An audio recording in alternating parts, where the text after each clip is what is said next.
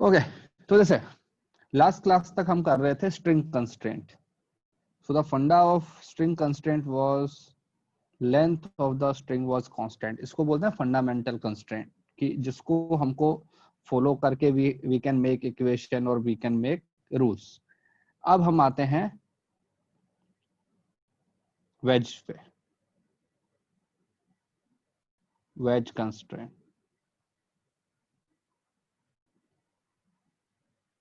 Veg तुमने अभी तक जो क्वेश्चन देखे होंगे उसमें इस टाइप का बनाते हैं ना वेज हम, ये वाला, ये एंगल थीटा दे देते हैं. लेकिन कोई कंपलसरी नहीं है कि वेज हमेशा तुम्हारा कहते ट्राइंगल ही हो. नहीं, स्क्वायर भी हो सकता है, स्क्वायर कोई वेज बोलते हैं, तो ऐसा भी हो सकता है. वो ये लो, ये हमारे पास में बन गया, वेज बन गया. हमारे पास में ऐसा भी हो सकता है, ये लो, ये हमारे पास में वेज बन गया. कोई भी स्ट्रक्चर हो सकता है, इट्स नॉट कंपलसरी कि ये कहते हैं ट्राइंगल वाला ही हो, और स्ट्रेट लाइन वाला भी हो, ऐसा भी कोई कंपलसरी नहीं है, ऐसा भी हो सकता है वेज. ये लो, ये हमारे पास में वेज बन गया. तो सबसे पहले कहते हैं फंडामेंटल से स्टार्ट करते हैं कि वेज जो है वो फिक्स है, वेज इज नॉट मूविंग. तो case 1, wedge is not moving. तो उस टाइप के क्वेश्चन को हाउ डू वी अप्रोच, तो चलो देखते हैं.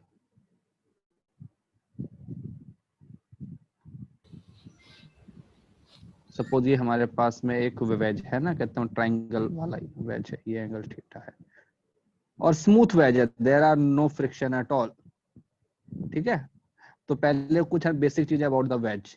What kind of force does the wedge apply, बताओ. नॉर्मल. ओनली, बस ओनली नॉर्मल. और कोई तो लगा ही नहीं सकता ना वैसे तो. जैसे तो यार वो तो मैंने बोला ना स्मूथ है, जब तक हमें फ्रिक्शन चैप्टर पे नहीं आएंगे तब तक एवरीथिंग इज स्मूथ. ठीक है ना. तो wedge can apply only normal force, और you can say contact force. Wedge can apply only normal force. तो एक बार के लिए इग्नोर फ्रिक्शन. ठीक है, तो अगर फ्रिक्शन को इग्नोर कर देते हैं एक बार के लिए तो सिर्फ नॉर्मल है. And normal force is always perpendicular to surface, इसी को बोलते हैं ना नॉर्मल. ये अगर हमारे पास में सरफेस है तो every surface applies two kind of force. One is along the surface, that is friction, and one is perpendicular to a surface, that is normal. तो ये जो है, सपोज इसके ऊपर हमने एक ये रख दिया ब्लॉक. तो if I want to make the free body diagram of that block, तो कैसे बनाऊंगा, इसके ऊपर कितने फोर्स लग रहे होंगे. एक तो mg लग रहा होगा उसका, जो कि हमेशा ही लगता है. एक ये जो सरफेस है, the surface which is in contact,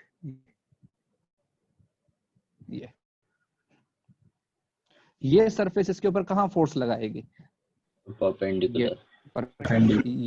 ये जो डायरेक्शन है ये हमारे पास में लगेगा नॉर्मल. बस इसके ऊपर इतने फोर्स लग रहे हैं. ठीक है, फिर उसके बाद हम क्या करते हैं, हम देखते हैं कि पार्टिकल का मोशन कौन सी लाइन के अलोंग हो सकता है. तो लाइन ऑफ मोशन, तो ये हमारे पास में है लाइन ऑफ मोशन, क्योंकि पार्टिकल तो यहाँ पे आ सकता है, वेज मेरा स्मूथ है तो ये है लाइन ऑफ मोशन. फिर हम क्या करते हैं, सारे फोर्सेस के कंपोनेंट करते हैं अलोंग द नॉर्मल अपने लाइन ऑफ मोशन. तो जब कंपोनेंट करोगे तो क्या बन जाएगा, यहाँ पे कंपोनेंट ये एंगल थीटा, तो ये एंगल थीटा, इधर क्या आता है mg cos थीटा, और यहाँ की तरफ mg sin थीटा. फिर इसके अंदर हम क्या बोले कि वेज इसी लाइन के अलोंग मूव कर रहा है, वो सरफेस से उड़ के नहीं जा रहा है. तो उड़ के नहीं जा रहा है तो ये जो नॉर्मल है इसकी वैल्यू क्या बन जाएगी, mg cos थीटा. तो हम बोलते हैं कि normal equal to mg cos theta. क्यों? No acceleration perpendicular to surface. और इस लाइन के अलोंग क्या बन जाएगा, क्या लिखोगे? mg sin थीटा, ये तो क्या बन गया, resultant force equal to mass into acceleration. तो एक्सेलरेशन क्या बन जाएगा, g sin थीटा। तो अगर एक ब्लॉक को वेज के ऊपर ऐसे रख दोगे तो ब्लॉक का एक्सेलरेशन क्या होगा, g sin थीटा। ब्लॉक का नीचे आएगा क्योंकि ग्रेविटी का एक कंपोनेंट है which is responsible for the motion. ठीक है, क्लियर है? सर वापस हाँ से भाई, बताओगे? क्या बताऊं वापस से?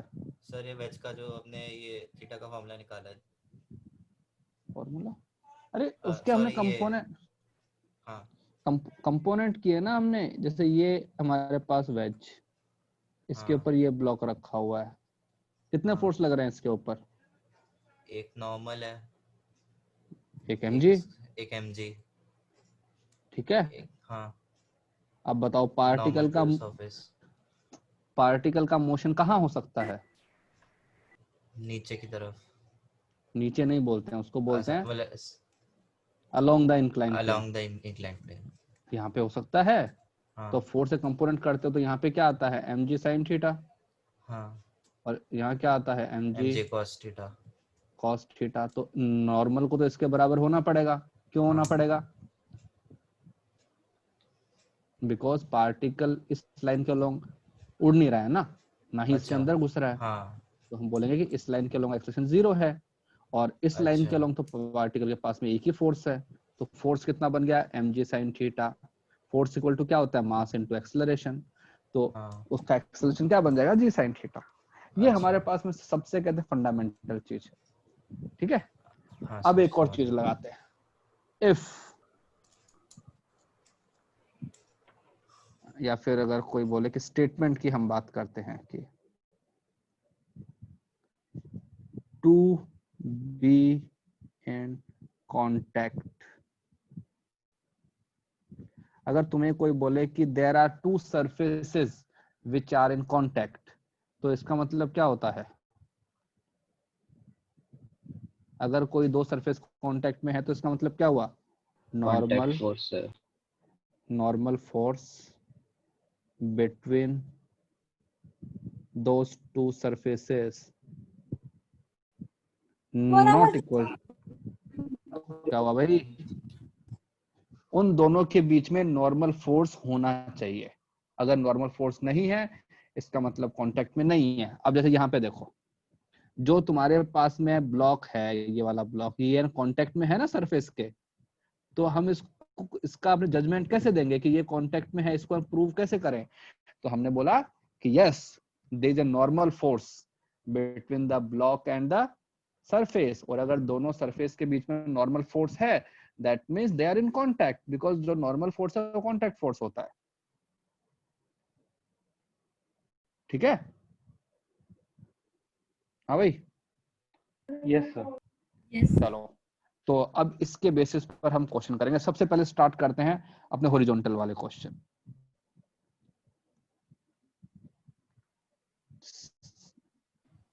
जो चीजें हमने स्ट्रिंग में की थी सब यहां करेंगे। सपोज एक ब्लॉक यहां रखा हुआ है, इसका मास m1, इसके आगे एक और ब्लॉक रखा हुआ है मैंने m2, इसके आगे एक और ब्लॉक रखा हुआ m3, और मैंने यहां से फोर्स लगाया F। ठीक है, तो बताओ क्या होगा? पहले तो all three blocks will move. Yes, smooth surface है ना? Yes sir. Yes sir. और ये भी कह सकते हो कि तीनों का एक्सेलरेशन सेम होगा। हाँ हाँ यस, बिकॉज ये बताओ, ये तो तुम्हारे पास में है ब्लॉक, मतलब m3 की बात करें तो m3 को हॉरिजॉन्टल डायरेक्शन में फोर्स है ना, कौन लगा रहा है, m2, क्योंकि ये देखो इनके बीच में ये सरफेस है, तो ये इसके ऊपर फोर्स लगा रहा है नॉर्मल। अब m2 को आगे कौन लेके जा रहा है, M1। m1, M1। क्योंकि m1 की तो ये वाली सरफेस है ना पर्पल वाली, इसने इसके ऊपर फोर्स लगाया आगे की तरफ।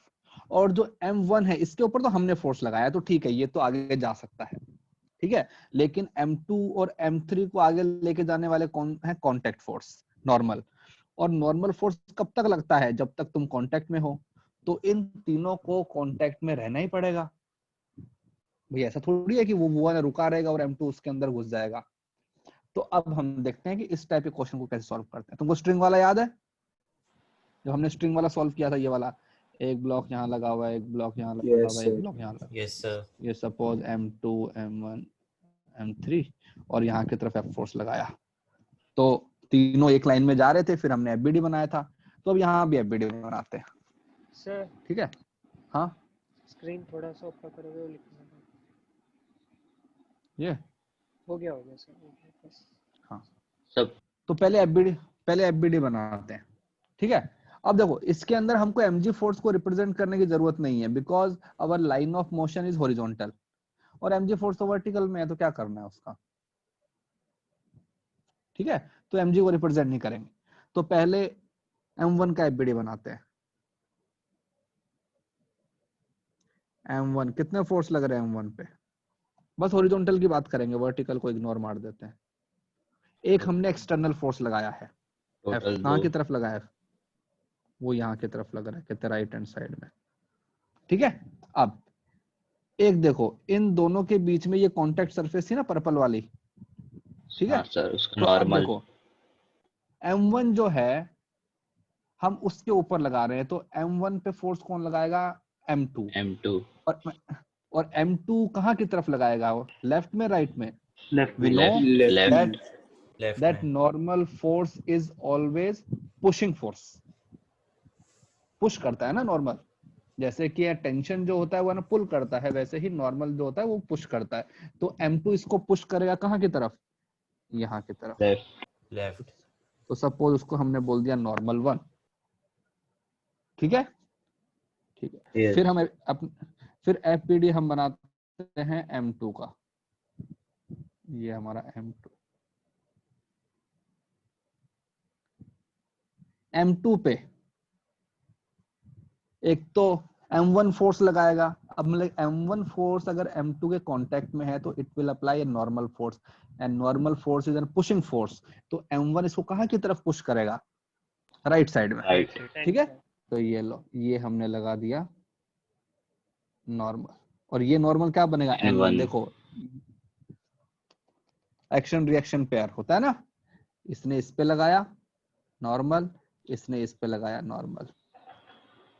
एक्शन रिएक्शन हमेशा ऑपोजिट होते हैं और डिफरेंट ऑब्जेक्ट्स पे एक्ट करते हैं, इस पे ठीक तो है। अब M3 का डालेगा ना, हाँ M3 का नॉर्मल प्रेशर डालेगा ना M2। हाँ हाँ हाँ हाँ, आएगा आएगा, उसकी बात करते हैं। अभी तो एक ही लगाया मैंने, ठीक है। ओके, अब देखो यहाँ पे एक और सरफेस आ गई, ये आ गई ना ग्रीन वाली। अब जो मेरा M3 है वो कहाँ की तरफ फोर्स लगाएगा? ये यहाँ की तरफ लगाए, उसको सपोज मैंने बोल दिया N2। तो ये जो M2 है ये इसके ऊपर कहाँ लगाएगा? आगे, वही अपना एक्शन रिएक्शन। तो यहाँ की तरफ क्या लग जाएगा? N2, ठीक है। अब वैसे ही ये वाला ब्लॉक बना देते हैं M3 पे फोर्स लगाने वाला अपना एक ही ब्लॉक है M2, क्योंकि उसके कहते हैं राइट हैंड साइड तो कुछ है ही नहीं, और उसके ऊपर फोर्स कहाँ लग रहा है? ये N2, अपना एक्शन रिएक्शन। तो ये हमारे FBD बन गए हैं। देखो, अगर मैं स्पेसिफाई करना चाहूँ तो ये एक्शन रिएक्शन पेयर, ठीक है। और इसमें mg कंसीडर क्यों नहीं एक, किया? हाँ बेटा, क्योंकि बेटा पार्टिकल का कहाँ की तरफ मोशन हो रहा है? हॉरिजॉन्टल में ना। तो mg तो एनीवेज कहते हैं मैं सरफेस से बैलेंस हो रहा है ना, नीचे वाली सरफेस से। हाँ। तो भाई क्यों कहोगे ना कि यहाँ पे M1G, इस सरफेस ने एक वो लगा दिया नॉर्मल, तो ठीक है, उसको लिखने की अभी जरूरत नहीं है ना। तो ये हमारे एक्शन रिएक्शन पेयर बन गए। अब देखो, now we know that all three will be having same acceleration, right. क्या इसके लिए हमको कुछ फॉर्मूला लगाने की जरूरत है? नहीं, क्योंकि ये तो कॉमन सेंस से बोल सकते हैं ना कि इन तीनों का एक्सेलरेशन सेम ही होगा क्योंकि एक दूसरे के आगे बैठे हैं। तो अब चलो अपना इक्वेशन बनाते हैं। तो बताओ इसका एक्सेलरेशन भी a, इसका भी a और इसका भी a। इक्वेशन क्या बनेगी? पहली इक्वेशन स्टार्ट करते हैं m1 से, तो f minus n1 equal to M1A m1a। फिर सेकंड वाले के लिए लिखोगे तो n1 minus N1 minus n2 N2 is is equal to equal to M2A. m2a। Third वाले पे हमारा एक ही फोर्स लग रहा है n2, n2 बन जाएगा m3 M3A। ठीक है। अब हमारे पास में इक्वेशन भी तीन है, वेरिएबल भी तीन है, n1 n2 n a। तो सबसे पहले इन तीनों को मतलब ऐड कर दो, तो मतलब ऐड कर दोगे तो ये बन जाएगा Force is equal to M1 plus M2 plus M3 into A। a।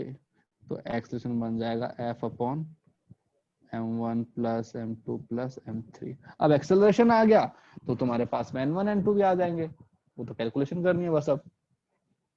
ठीक है, तो जैसा हमने स्ट्रिंग वाले में किया था सेम चीज हम यहाँ कर सकते हैं।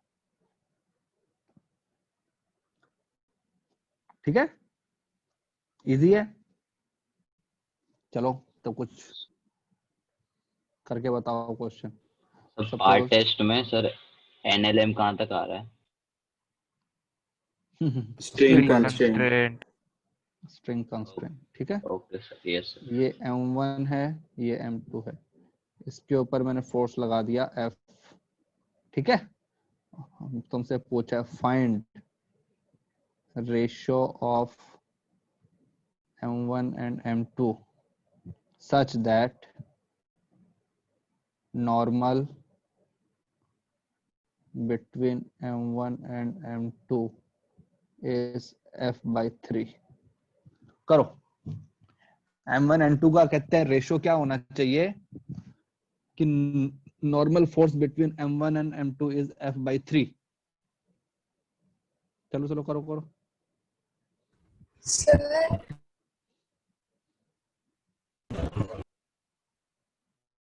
हाँ सर N2 और M3 एक ही डायरेक्शन। क्या बात करो बेटा?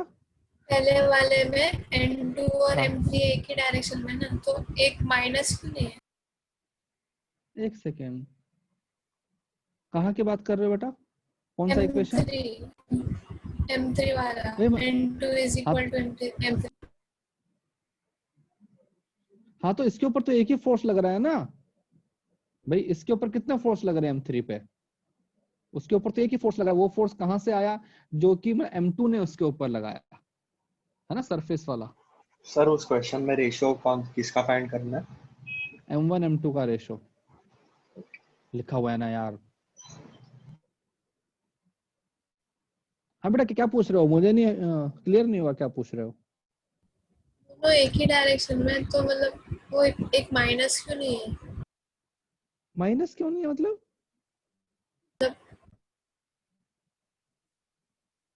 उसका शायद ये कहना है कि आपने इन पहले दो ब्लॉक्स में N1 और हाँ। N2 दोनों में से माइनस किए ना, तो पिछले हाँ वेक्टर में बैकवर्ड जाने वाला कोई वेक्टर नहीं है, है ऐसा ही नहीं क्यों? ना। हाँ अरे क्योंकि बताओ m3 के ऊपर फोर्स कौन लगा रहा है? M बस m2 और m2 कहाँ की तरफ फोर्स लगा सकता है? कहते राइट हैंड साइड में। हाँ अब अगर m2 के आगे कोई होता तो वो उसको पुश करता ना पीछे की तरफ। m2 के आगे कोई है ही नहीं, दोनों नहीं है, तो हमने एक ही फोर्स लगाया भाई। इसकी तो यहाँ वाली तो सरफेस है, ये वाली सरफेस, इसके ऊपर फोर्स और लगाने वाला कोई है ही नहीं ना इसके सामने। तो अगर कोई है ही नहीं तो फोर्स ना आएगा ही नहीं। कोई होता तो फोर्स ना लगा देते हम। ठीक है भाई, जैसे स्ट्रिंग वाले की अगर बात करूं,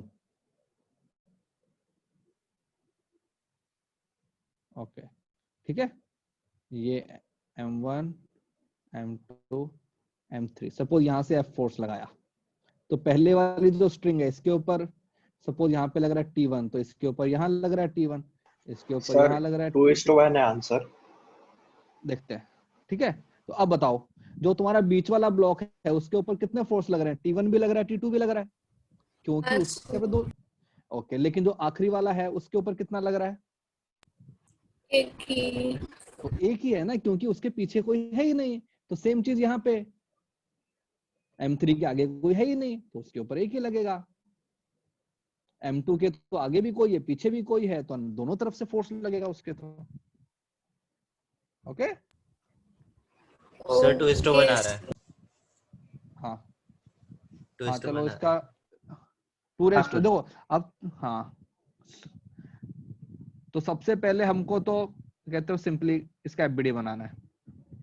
तो बताओ क्या आएगा एफबीडी?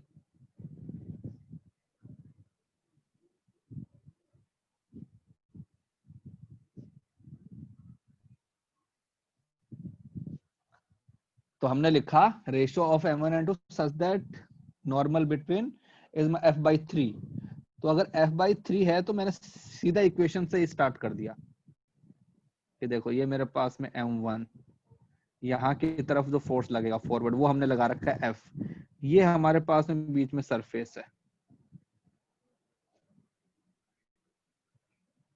ठीक है, तो इस सरफेस पे जो M2 है वो यहाँ की तरफ फोर्स लगाएगा नॉर्मल। ठीक है, और अगर मैं उसका एफबीडी बना दूं M2 का, तो M2 पे मैं M1 लगाएगा फॉरवर्ड डायरेक्शन में N। देखो ना, ये अपने एक्शन रिएक्शन पेयर बन गए।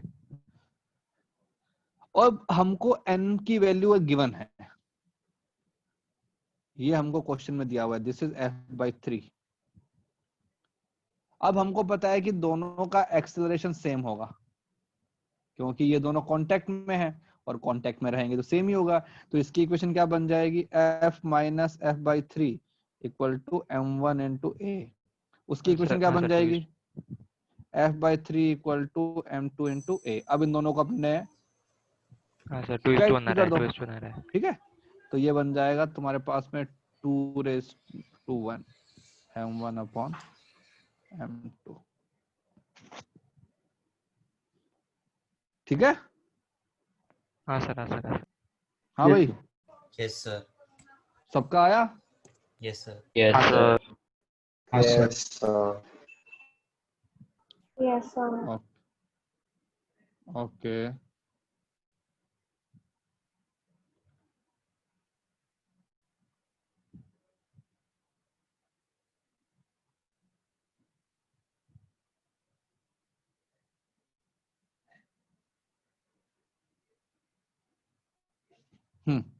तो इसके अंदर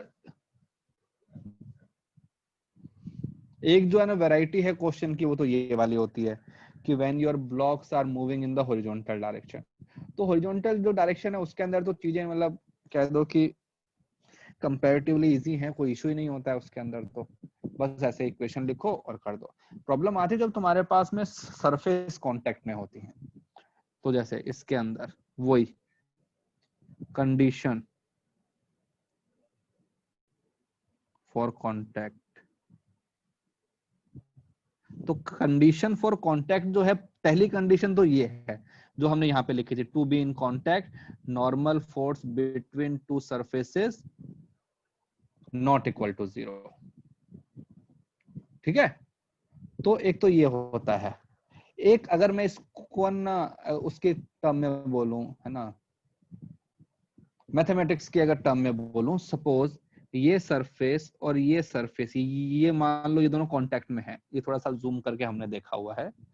ये अगर ये दोनों कांटेक्ट में है, तो अब मुझे बताओ कि अगर ये सरफेस इसके ऊपर स्लाइड कर गया, सपोज ये छोटा है ये बड़ा है, मैं इन दोनों की बात कर रहा हूं।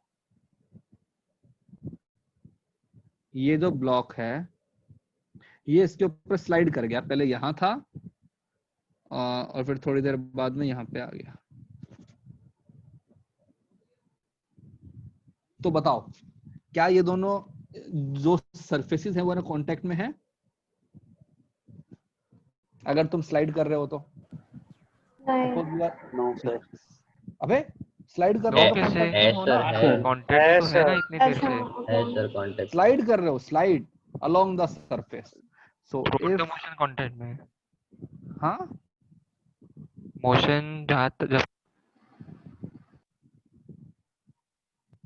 मोशन जब तक है तब तक कांटेक्ट में। हाँ, और अगर तुम्हारा कहते स्टेशनरी है तो उस टाइम भी तो कांटेक्ट में हो, हाँ वो भी है। है ना भाई। जैसे कि हाँ। ये हमारे पास में एक सरफेस है, एक ये तुम्हारे पास में बॉक्स रखा हुआ है, ये ब्लॉक इस सरफेस के अलोंग जा रहा है बस, देखो ये, राइट, ये है ना। तो क्या मतलब हुआ, if moving along the surface, moving surface के अलोंग मूव कर रहे हो, उसका मतलब क्या हुआ, यू आर इन कांटेक्ट। अगर तुम सरफेस के परपेंडिकुलर जा रहे हो तो यू आर फ्लाइंग। बताओ, तो ये अगर सरफेस है और तुम इस सरफेस के परपेंडिकुलर जा रहे हो, यूं, ये ऊपर चले गए, अब now you are not in contact. So if you are moving perpendicular to surface, और perpendicular to surface का मतलब क्या हुआ, along normal, इसी को बोलते हैं ना भाई। ये जो perpendicular वाली जो होती है डायरेक्शन, उसको क्या बोलते हैं, normal direction. So if you are moving perpendicular to the surface, that means along normal, तो इसका मतलब क्या हुआ, not in contact। तो सरफेस के परपेंडिकुलर अगर तुम जा रहे हो तो you are not in contact. Fine, हाँ भाई। Yes sir. Yes sir. Yes sir. अब मुझे बताओ, सपोज ये तुमने रखा हुआ है, ठीक है, ये सरफेस है, ये हमारे पास में ब्लॉक है, सरफेस भी ऊपर जा रही है, ब्लॉक भी ऊपर जा रहा है, पूरा ही ऊपर चला गया ये लो।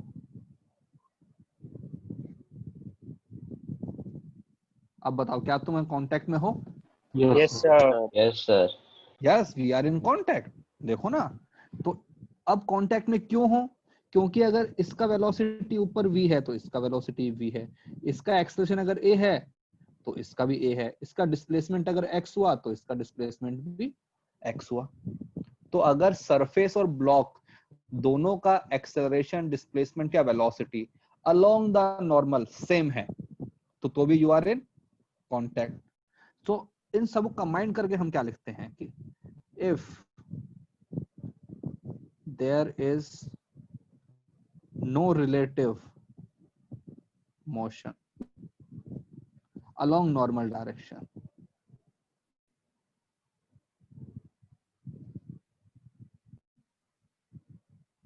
that means objects are in contact। yes, clear है।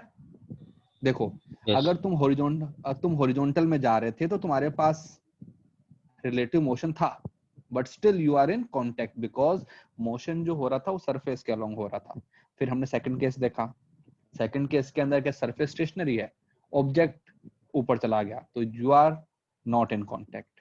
अगर सरफेस और ब्लॉक दोनों ही अगर मान लो ऊपर जा रहे हैं अलोंग द नॉर्मल, तो फिर तो इशू नहीं है ना, यू आर इन कांटेक्ट।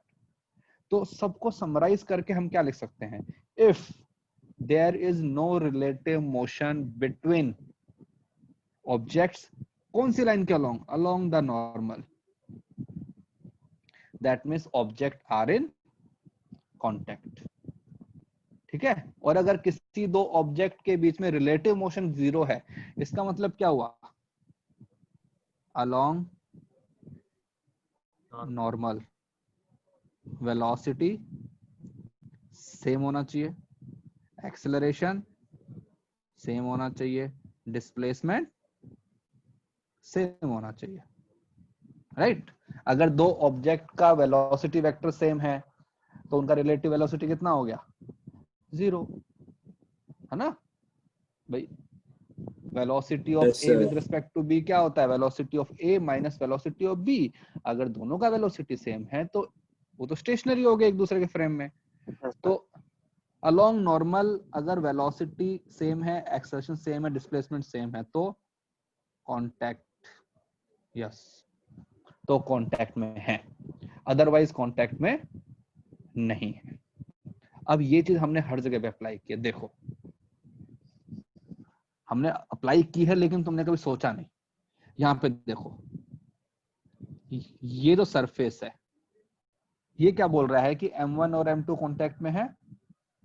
तो M1 M2 कांटेक्ट में कैसे हैं?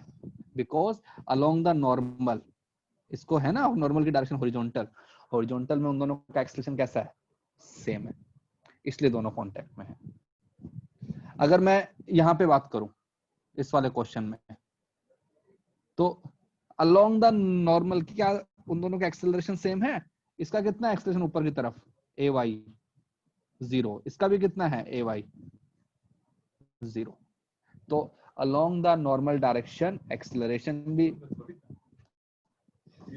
सेम है और सब कुछ सेम है, तो उनका का ना रिलेटिव मोशन हमारे पास में 0।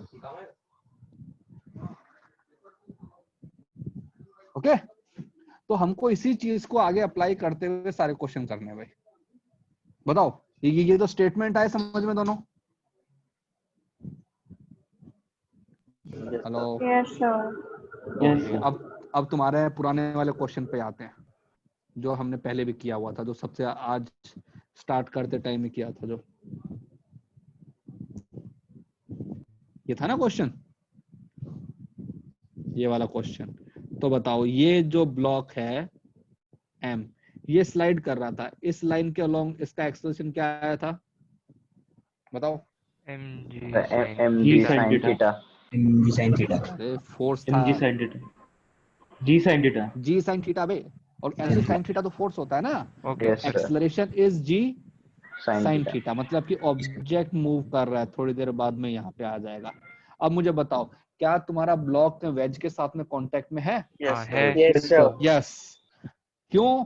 अब देखते हैं। ये है मेरा नॉर्मल डायरेक्शन, ठीक है ना, this is normal. Along the normal इसका एक्सेलरेशन कितना है ऊपर की तरफ? ay 0। ये जो सरफेस है इसका कितना है ऊपर की तरफ? ay 0। तो इनका रिलेटिव कितना हो गया?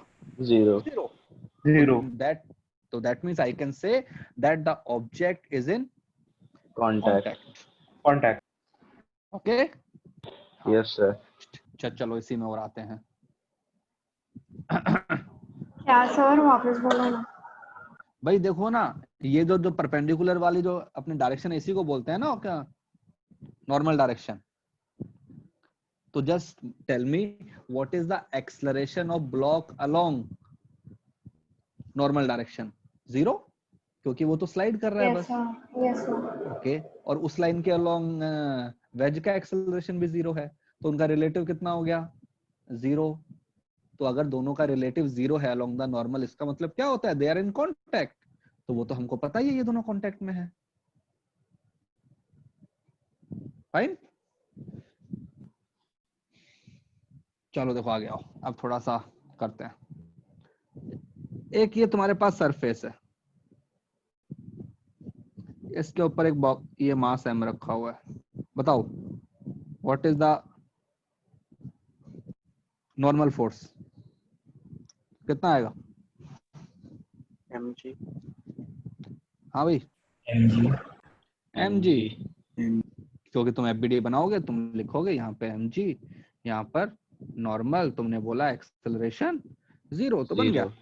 ठीक है,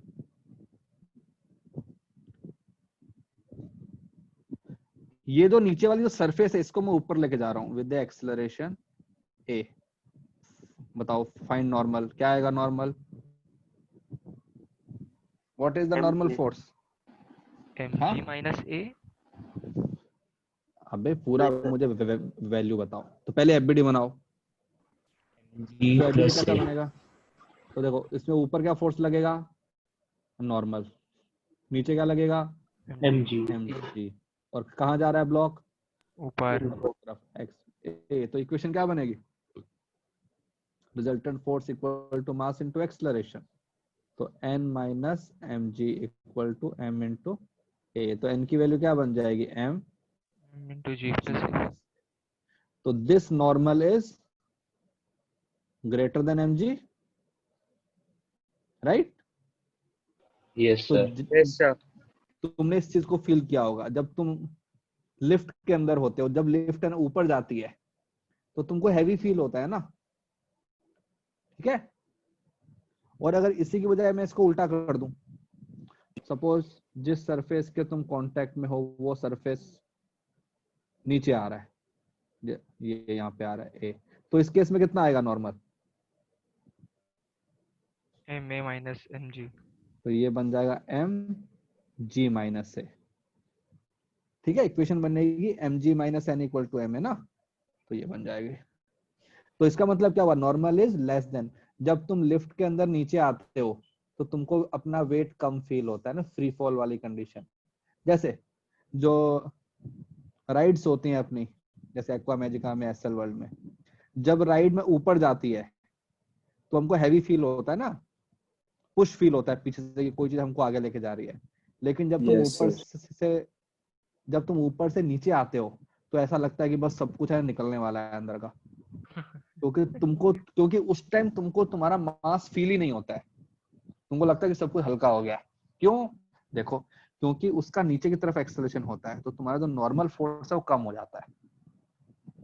तो बताओ, अगर मुझे चीजों को वो करना है कि नॉर्मल फोर्स को जीरो करना है, तो हमारा एक्सेलरेशन कितना होना चाहिए?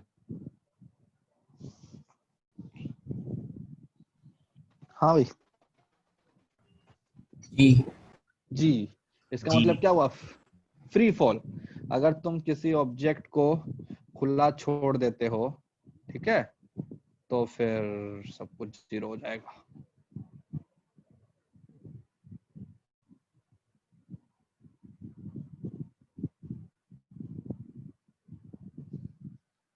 तो ये हमारे पास में कंडीशंस होती है नॉर्मल की। देखो, हर केस में नॉर्मल फोर्स है, तो जब तक नॉर्मल फोर्स रहता है तुम कांटेक्ट में रहते हो, ठीक है। अब तुम मुझे बताओ, सपोज तुम यहाँ पे खड़े हो, एक तुम्हारे पास में लिफ्ट ये है, प्लेटफॉर्म, खड़े हो, तो तुम्हारा एमजी फोर्स लग रहा है नॉर्मल। सपोज मैं एकदम से इसका एक्सेलरेशन हो गया 12 मीटर पर सेकंड स्क्वायर हो गया इसका, बताओ क्या तुम वो जो सरफेस के कांटेक्ट में रहोगे? हाँ? No sir. नहीं रहोगे। क्यों? क्योंकि भाई हमारा एक्शन हमारे पास में कितना होगा? जी होगा ना हमारा, तो ठीक है। और इसका कितना है? 12। तो मान लो, मतलब ये मैं यहाँ पे था इनिशियली, तो कांटेक्ट में था, लेकिन थोड़ी देर बाद में ही मैं तो यहाँ रहूंगा, लेकिन वो जो है वो यहाँ आ जाएगा, क्योंकि उसका एक्सेलरेशन ज्यादा है, तो हमारे बीच में no contact, because we are having relative acceleration na, so after some time there will be a gap between our feet and the surface, so we will not be in contact. Sir हाँ sir, मतलब lift का speed अगर 10 metre पर second से ज्यादा हो गया speed तो नहीं, एक्सेलरेशन। स्पीड की बात नहीं हो रही है, acceleration। एक्सेलरेशन। हाँ, यस। अगर लिफ्ट का एक्सेलरेशन तुम्हारा ज्यादा हो जाएगा ना, तो लिफ्ट तुमसे पहले नीचे आ जाएगा, तुम कहते हैं लिफ्ट के अपने छत पे लग जाओगे। तुम एक काम करो ना, तुम हाथ में कोई अपने वो रखो, चीज रखो, तो वो क्या है, तुम्हारे हाथ पे रखा हुआ है, ये तुम्हारा हाथ है, तुमने कुछ रखा हुआ है। अब तुम अपने हाथ को एकदम से नीचे लेके आ जाओ, तो क्या ऑब्जेक्ट हमेशा तुम्हारे कांटेक्ट में रहेगा? नहीं सर, नहीं, because the acceleration of your hand is a greater than 10, तो हाथ तुम्हारा जल्दी नीचे आ जाएगा, और जो हाथ के ऊपर सामान रखा हुआ था वो बाद में आएगा। यस सर, है ना, because normal force is zero. तो अल्टीमेटली घुमा फिरा के बात क्या आती है? ये 2 पॉइंट, कि अगर तुम्हारे पास में दो सरफेस के बीच में रिलेटिव मोशन है अलोंग द नॉर्मल, ठीक है, तो तुम कांटेक्ट में नहीं हो, और अगर तुम्हारा along the normal and relative motion zero है तो तुम कांटेक्ट में हो। Fine? Yes sir. Yes sir. Yes ये दो स्टेटमेंट्स हैं, इनमें किसी को डाउट? नहीं सर। देखो, अभी आगे चीजें, अभी तुमको बहुत में इजी लग रहा है, फिर मैं इसको थोड़ा सा कॉम्प्लिकेटेड कर दूंगा थोड़ी देर बाद में, कहोगे सर ये तो पहले ही अच्छा था। फाइन? Yes, चलो, yes, sir. वेरी गुड, अब समझ में आ गया तो ठीक है। सर तो सबसे हाँ, और थोड़ा ऊपर सर। अबे, और कितना ऊपर? यहाँ सर जो आपने बॉक्स में लिखा था वो वाला सर। ये। हाँ सर, 1 मिनट। हाँ थैंक यू सर। हाँ चलो ठीक है। ओके, अब तुमको सबसे पहले सिंपल क्वेश्चन से स्टार्ट करते हैं। सपोज हमारे पास में एक है ना वेज है, ये ऐसे बना हुआ है वेज, ये एंगल हमारे पास में थीटा, ठीक है। इसको स्मूथ सरफेस पे रखा हुआ है, ये हवा में लग रहा है लेकिन कांटेक्ट में है।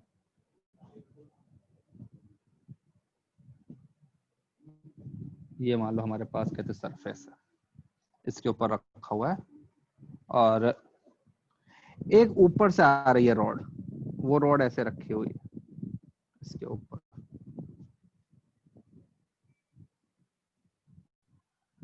ठीक है।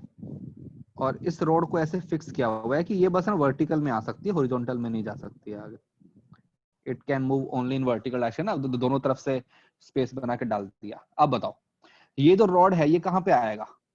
अगर ये यहाँ की तरफ आ रहा है, नीचे की तरफ आ रहा है, इसका वेलोसिटी अगर मान लो v है, तो अगर रॉड नीचे आएगा तो तुम्हारा जो वेज जो है ये कहाँ जाएगा? लेफ्ट में राइट में? राइट में। राइट में। राइट में जाएगा भाई, कहते हैं राइट में जाएगा, तो राइट में जाएगा तो ही तो उसको स्पेस मिलेगा ना नीचे आने का, नहीं तो उसको स्पेस ही नहीं मिलेगा, ठीक है। तो हमसे पूछा कि अगर ऊपर वाले का वेलोसिटी v है तो इसका वेलोसिटी कितना होगा? फाइंड स्पीड ऑफ वेज, अगर उसका वेलोसिटी v है तो। अब बताओ कि क्या करोगे, इसके अंदर कौन सा कंस्ट्रेंट लगाओगे?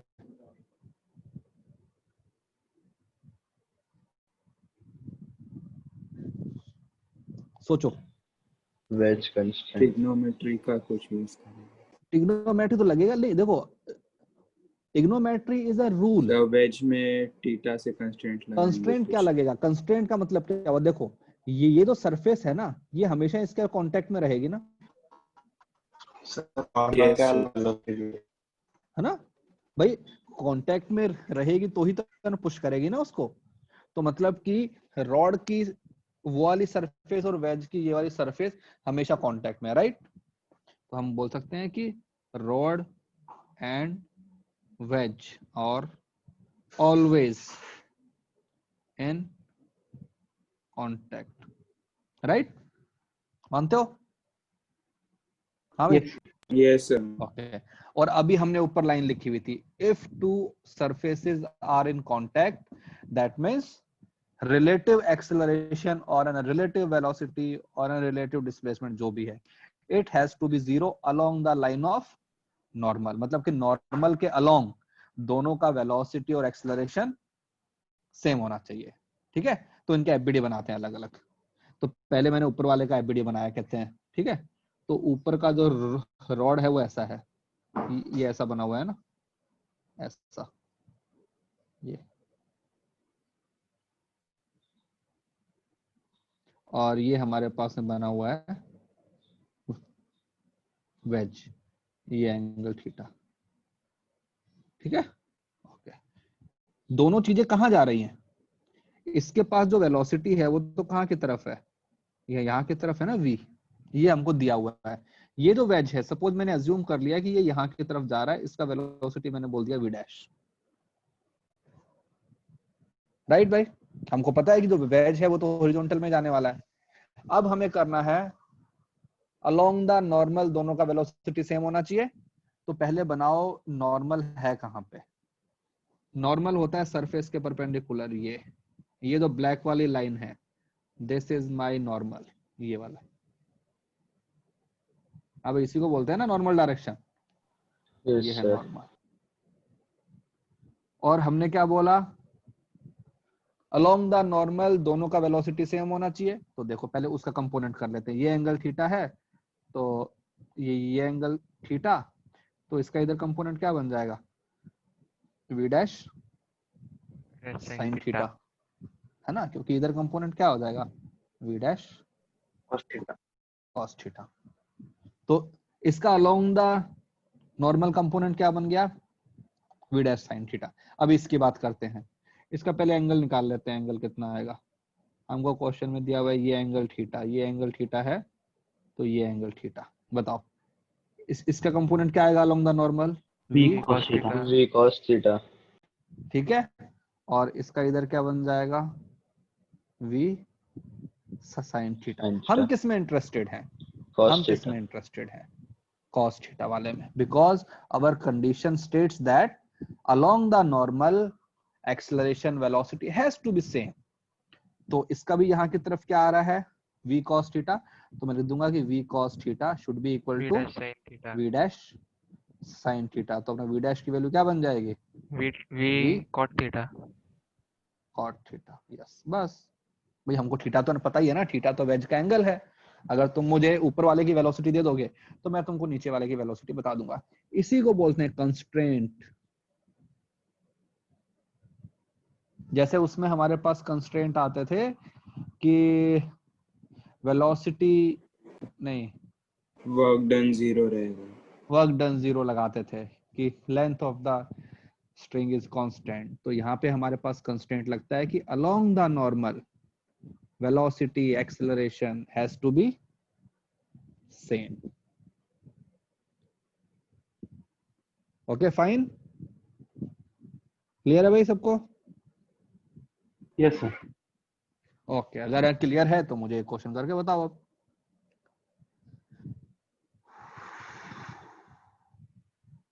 यही वाला क्वेश्चन, सेम क्वेश्चन तुमको इस बार मास दिए हुए। ये एंगल थीटा है, इसका मास है कैपिटल है, ऊपर से रॉड आ रही है, ये तो रॉड आ रही है ना नीचे, इसका मास है स्मॉल है, और ये इनके कांटेक्ट में है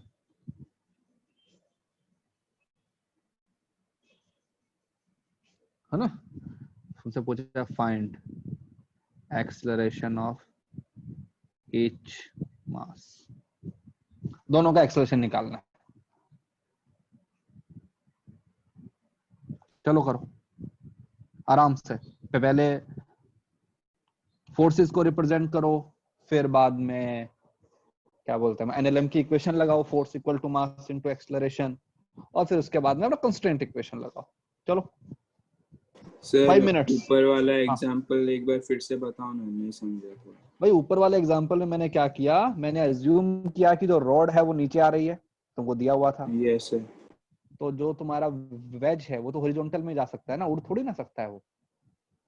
तो और मैं हॉरिजॉन्टल में भी कहाँ की तरफ जाएगा, राइट में ही जाएगा। यस। तो मैंने मान लिया कहता है राइट में जा रहा है और वेलोसिटी v डैश है। अब हमने लगाया कि if two surfaces are in contact that means velocity along the normal has to be same, क्योंकि उनका रिलेटिव मोशन अपना 0 होना चाहिए ना अलोंग द नॉर्मल। तो हमने दोनों के ही वेलोसिटी के कंपोनेंट ले लिए अलोंग द नॉर्मल। तो इसका तो आ गया v cos थीटा, इसका आ गया v डैश sin थीटा, उनको इक्वेट कर दिया। ओके सर, समझो। अब इसके अंदर भी तुमको ऐसा ही करना है। चलो करो, मुझे आंसर बताओ अब।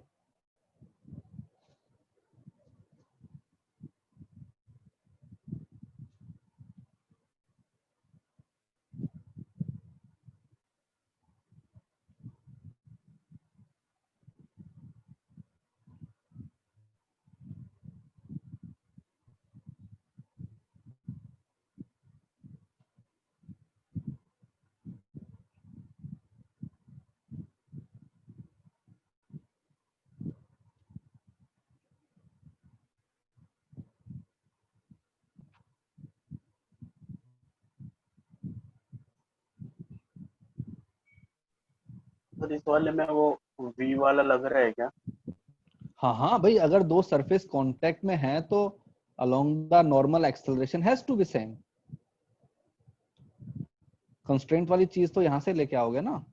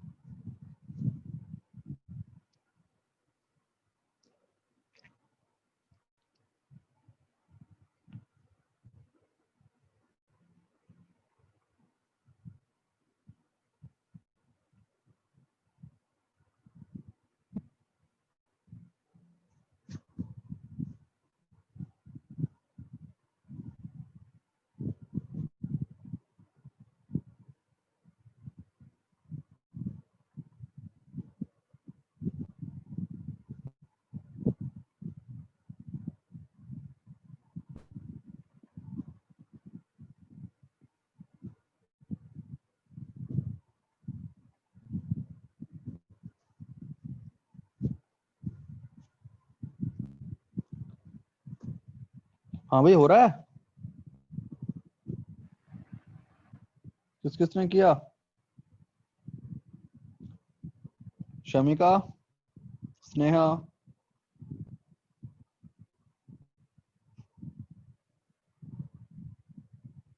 मोहित,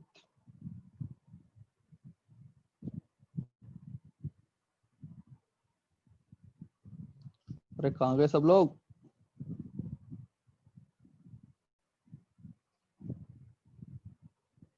सर एक बहुत अजीब सी इक्वेशन आई है, लग नहीं रहा कि सही है। नहीं नहीं उस पे मत जाओ, देखो अजीब सी इक्वेशन आने दो, कोई टेंशन नहीं है। सर -g/tan थीटा है क्या? -g/tan थीटा यार, m1 m2 आएंगे नहीं उसमें क्या? मतलब मास और कितना भी वो फर्क नहीं पड़ता। सर मुझे नहीं, m सर, cot थीटा ये- इक्वल टू कैपिटल M आया। क्या यार? m cot theta equal to capital M। अबे ऐसे कैसे हो गया? वो तो हमारी हाँ मर्जी है ना सर, वही कितना ना। मास रखना है। अरे मास सर कितना वो रखना है वो तो, कैपिटल M का एक्सेलरेशन बोला मैंने। हाँ तो एक्सेलरेशन के अंदर मास के फैक्टर तो आएंगे ना, कि भाई बिना मास के कैसे आ जाएगा एक्सेलरेशन यार। चलो एफबीडी बनाते हैं, पहले एफबीडी बना ले। यस तो सर। पहले हमने इसका एफबीडी बनाया वेज का। इसके ऊपर कितने फोर्स लगेंगे वेज पे? तो पहले तो ये बताओ कि वेज का एक्सेलरेशन कहाँ हो सकता है, पॉसिबिलिटी क्या है? Right side. Right Right side, side. Horizontally. Horizontally हो सकता है, राइट। तो मुझे Yes, sir. वर्टिकल फोर्सेस को कहते रिप्रेजेंट करने की जरूरत ही नहीं है, इसको मैंने बोल दिया A1, राइट। तो इसके ऊपर जो इसका mg लगेगा, नॉर्मल लगेगा, उसको लिखने की जरूरत नहीं है। ओके हाँ, इन दोनों सरफेस के बीच जो लगेगा नॉर्मल, वो कहाँ लगेगा? इस लाइन के अलोंग लगेगा। हाँ। इसके ऊपर कहाँ लगेगा? यहाँ पर, तो वो मैंने बोल दिया नॉर्मल। अब मुझे एंगल बताओ, ये एंगल अगर थीटा है तो वो भी थीटा हुआ। ये एंगल थीटा, ठीक है। तो इसका Yes. इधर कंपोनेंट क्या बन जाएगा नॉर्मल का? n cos n theta. cos sine theta. Sine sine Sorry, आएगा sin बे, theta. Sorry, sin theta. है ना? अच्छा हाँ, हाँ. n दूसरी साइन तरफ cos थीटा। होगा। तो चलो इसकी इक्वेशन अपने अब करते हैं, तो क्या बन जाएगी इक्वेशन बताओ भाई। अपने हॉरिजॉन्टल में कितने फोर्स हैं? n sin theta minus is equal to ma. ma1, equation 1। हाँ भाई सही है, हाँ. हाँ। सही है ना? ओके अब अच्छा, इसका हाँ। अब इसका वीडियो बनाते हैं। ये बना दिया। इसके ऊपर यहाँ की तरफ तो क्या लग रहा है उसका mg। अब देखो इसके ऊपर तो mg कहते लिखेंगे, क्योंकि ये तो वर्टिकल में आ रहा है ना, तो अपने वर्टिकल फोर्स को और लिखना ही पड़ेगा। ओके और क्या लग रहा है इसके ऊपर? नॉर्मल। कहाँ की तरफ लग रहा है नॉर्मल? यहाँ की तरफ। भाई ऊपर लगेगा ना इसके ऊपर तो, राइट। ओके लेकिन इसमें हम कहाँ पे इंटरेस्टेड है? वर्टिकल कंपोनेंट में ना, क्योंकि ये तो अपने वर्टिकल में आ रहा है, हॉरिजॉन्टल से मुझे क्या करना है? तो बताओ नॉर्मल का वर्टिकल में कितना कंपोनेंट आने वाला था? n cos theta. देखो ना वो तो एक ही बात है ना, एक्शन रिएक्शन पेयर है। अच्छा ये जो ये जो नॉर्मल है, इसका इधर कंपोनेंट क्या आएगा? n cos थीटा, यहाँ पे कंपोनेंट आएगा n sin थीटा। तो एक्शन रिएक्शन उल्टा कर दो, इसके ऊपर या यहाँ की तरफ क्या बन जाएगा? n sin theta. इसमें कहाँ लग रहा है? नीचे लग रहा है n cos थीटा, उसमें कहाँ लगेगा? अपने ऊपर लगेगा एक्शन रिएक्शन। और इसका एक्सेलरेशन सपोज नीचे की तरफ मैंने अज्यूम कर लिया a2, तो बताओ क्या इक्वेशन बनेगी? mg minus n cos theta should be equal to small m into a2, right. अब बताओ हमारे पास में कितनी इक्वेशन है? दो। वेरिएबल कितने हैं? तीन, a1 a2 and n। तीसरा इक्वेशन कहाँ से आएगा तीसरा? वेज कंस्ट्रेंट, ठीक है। और हमारा कंस्ट्रेंट क्या बोलता है? along the normal acceleration has to be same होना चाहिए ना, रिलेटिव जीरो होना चाहिए, एब्सोल्यूट सेम होना चाहिए। तो देखो along the normal, ये तुम्हारे पास में है a, इसका along the यहाँ पे कंपोनेंट क्या बन जाएगा? a cos theta sin theta, sin okay sorry sin theta। A sine theta, और इसका क्या बन जाएगा अलोंग द नॉर्मल, इसका यहाँ की तरफ तुमको दिया हुआ है A2, ठीक है, तो इधर क्या बन जाएगा A2 cos थीटा। अरे ये तो हमने इधर भी किया था ना, ऊपर भी किया था, वो तो एक ही बात है ना।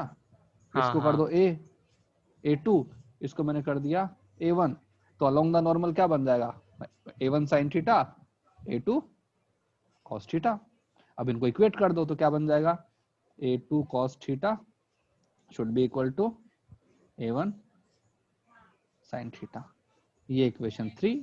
Now we have 3 equation and 3 variable. देखो क्वेश्चन के फंडामेंटल वही हैं, तुमको एनएलएम की इक्वेशन लिखनी है, बस क्या चेंज हो गया कंस्ट्रेंट। पहले हम कर रहे थे स्ट्रिंग कंस्ट्रेंट, अब हम कर रहे हैं वेज कंस्ट्रेंट। स्ट्रिंग कंस्ट्रेंट में था कि length of the string is constant, wedge constraint में यह है कि along the normal acceleration velocity has to be same, तो सेम कर दिया। सॉल्व करने का मेथड वही है, तो देखो A2 इक्वल टू क्या बन जाएगा A1 tan थीटा। अब यहाँ पे A2 की वैल्यू क्या है A1 tan theta mg minus n cos theta upon m, right, equal to A1 की क्या है, A1 क्या है यहाँ से n sin theta upon capital M into tan theta. तो यहाँ से n की वैल्यू आ जाएगी अब। अरे इस वाली इक्वेशन में तो एक ही वेरिएबल है ना, इक्वेशन तो सॉल्व करोगे ही, ऐसे थोड़ी ना है कि 3 इक्वेशन 3 वेरिएबल और छोड़ देंगे, तो आंसर निकालना है ना। तो देखो क्या बन जाएगा mg minus n cos theta should be equal to n, क्या बन जाएगा ये, हाँ tan theta sin theta upon capital M, ठीक है।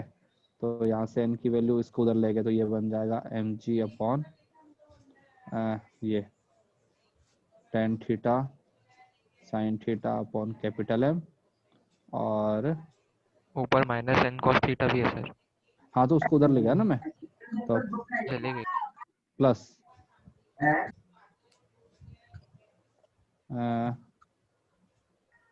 क्या बन जाएगा, अरे ऊपर तो माइनस n cos थीटा भी आएगा ना। सर वो mg minus n cos theta के नीचे m आएगा ना, बोला स्मॉल m है ना, इसके नीचे स्मॉल m है ना, तो उस वाले स्मॉल m को मैं यहाँ ले गया, हाँ तो हमारे पास बन जाएगा mg equal to n cos theta plus n small m by capital M sin theta tan theta. तो यहाँ से n की वैल्यू क्या बन जाएगी mg upon cos theta plus small m by capital M sin theta tan theta. ये हमारे पास से बन गया, बस ये हमारे पास में n की वैल्यू आ गई। अब मैं इतना कॉम्प्लेक्स, हाँ तो भैया अगर हमको नंबर सर गिवन होंगे, सपोज हमको थीटा की वैल्यू दी हुई है क्वेश्चन में, तो हमारा आंसर कैसे छोटा बन जाएगा। अगर हमको अपने मासेस की वैल्यू दी हुई है तो और आप वापस एक्सप्लेन करेंगे। बताओ तुमको कहाँ तक तुमको आया समझ में बेटा, बताओ। जब हाँ? आपने A2 is equal to A1 tan theta लिखा, उसके बाद ओके में हमने नहीं मुझे बताओ कि ये यहाँ तक जो क्या समझ में आया इस पेज पे, हाँ राइट, कंस्ट्रेंट तक समझ में आ गया ना। हाँ ओके अब हमने क्या किया, ये बन गया A2 इक्वल टू A1 कैसे tan थीटा बन गया हाँ यहाँ से। ओके अब हमने पहले A2 का वैल्यू अपने पुट किया यहाँ से, बताओ क्या आएगा A2 का value mg minus n cos theta by small m, तो ये लिखा mg minus n cos theta by small m, ठीक है। ओके A1 की वैल्यू मैंने यहाँ से उठाई इक्वेशन 1 से, क्या आएगा A1 n sin theta upon capital M, बस अब स्मॉल m को उधर ले गया, ठीक है। फिर बाद में बस वो क्या इधर उधर किया बस चीजों को, ओके ठीक है ना। तो देखो अब क्या होगा कि तुम्हारे जो आंसर्स आएंगे वो इतने अच्छे अच्छे नहीं आया करेंगे, थोड़े से कॉम्प्लिकेटेड आया करेंगे, तो डरना मत, ठीक है। अगर तुम्हारा एक्सप्रेशन में बड़ा आता है तो आने दो, क्योंकि जब भी whenever you are solving the question with the variables, so the terms get complicated or bigger, तो डरना नहीं है। ये इतना बड़ा आया कोई बात नहीं, आने दो। अगर यहाँ पे अगर मैं तुमको एक और कंडीशन दे दूं कि if small m equal to capital M, तो बताओ क्या बन जाएगा? बताओ तुम्हारा क्या बन जाएगा? Normal n equal to small M G upon cos theta plus sin theta तो उसको लिख सकता हूँ ना sin square theta upon cos theta. Yes sir, tan mg theta को बन लिखा जाएगा। sin theta by cos theta, ठीक है। अब ये बन जाएगा mg। अब यहाँ पे अपने एलसीएम ले लिया cos थीटा, तो क्या बन जाएगा? cos square theta plus sin square theta cos theta, तो ये क्या बन जाएगा? mg cos theta. तो ये लो। अब देखो एक सिंपल सी तुमको कौन कंडीशन दी, small m equal to capital M, और तुम्हारा आंसर कितना छोटा सा बन गया, राइट? तो ऐसा होता है भाई, अगर तुमको कोई अच्छी सी कंडीशन दी हुई है, वैल्यूज अच्छी दी हुई है, तो कैलकुलेशन अच्छी हो जाती है। अगर वैल्यूज अच्छी और नहीं होती है तो कैलकुलेशन हमारी अच्छी नहीं होती है। सर पहले वाले एग्जांपल में n के कंपोनेंट नहीं किए थे हमने। कहाँ पे? सो जिसमें वेलोसिटी दिया था। नहीं तो हमको तो कंस्ट्रेंट होकर निकालना था ना। हमको वेलोसिटी गिवन थी कि इसकी वेलोसिटी v है, हमसे एक्सेलरेशन तो हमने पूछा ही नहीं था। तो हम अगर देखो, अगर किसी ने रिलेशन पूछा है कि इसका वेलोसिटी इतना है तो इसका कितना होगा, तो वहां पे हमको क्या लगाना होता है? कंस्ट्रेंट। हमको और मासेस से कोई मतलब नहीं होता ना। If I am attaching to block और उनको मैं स्ट्रिंग से खींच रहा हूं, तो आई नो कि दोनों का वेलोसिटी सेम होगा, चाहे उनका मास कम हो या ज्यादा हो, राइट? तो वही है, अगर मैंने रिलेशन पूछा है then we will apply constraint, और अगर एक्चुअल वैल्यू पूछी है तो मुझे कहता सब कुछ पता होना चाहिए, मास भी पता होना चाहिए, एंगल भी पता होना चाहिए, ठीक है। तो थोड़े बहुत लेक्चर 4 के क्वेश्चन कहते हैं ट्राई करना, ट्राई लेक्चर 4 एग्जांपल्स, बाकी और भी करेंगे अच्छे क्वेश्चंस इसके। होमवर्क, HCV का काइनेमेटिक्स फुल, चाहे वो ऑब्जेक्टिव, सब्जेक्टिव, सॉल्व एग्जांपल, सब सबमिट ऑन ग्रुप। जो अपना होमवर्क वाला ग्रुप है ना, उस पे। कब तक कर रहे हो ये?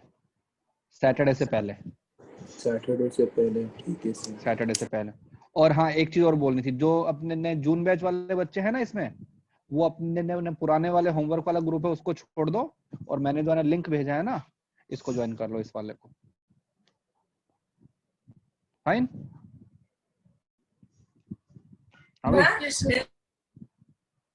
क्या हुआ? चलो ठीक है, bye bye. Thank you Bye, sir. sir. Bye Bye, sir. sir. Thank you, sir. Okay, bye bye.